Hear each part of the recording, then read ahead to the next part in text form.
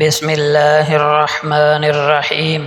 محترم دوستو، کسی نے کیا خوب کہا ہے، جو نیکی صرف اللہ کے لیے کرتا ہے وہی اس کے دل کو پاک کرتی ہے، اور جو نیکی لوگوں کو دکھانے کے لیے کرتا ہے وہ اسے تکبر کی آگ میں جھونک دیتی ہے۔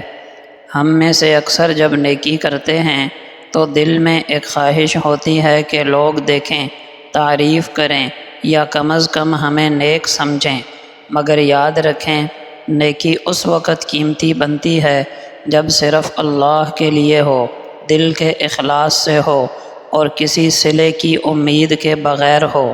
اللہ تعالیٰ فرماتے ہیں، ان تبدوا الصدقات فنعما ہی، اگر تم صدقہ ظاہر کرو تو وہ بھی اچھا ہے، وَإِن تُخْفُوهَا وَتُؤْتُوهَا الْفُقَرَاءَ فَهُوَ خَيْرٌ لَكُمْ، لیکن اگر چھپا کر فقیروں کو دو تو وہ تمہارے لیے بہتر ہے۔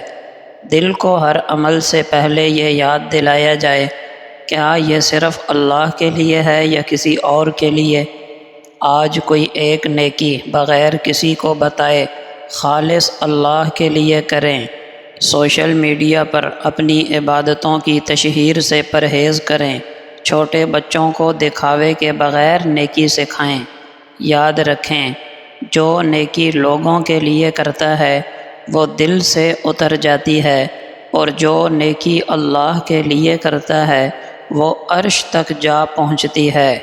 اللہ تعالی ہر مسلمان کو اخلاص کی دولت نصیب فرمائے۔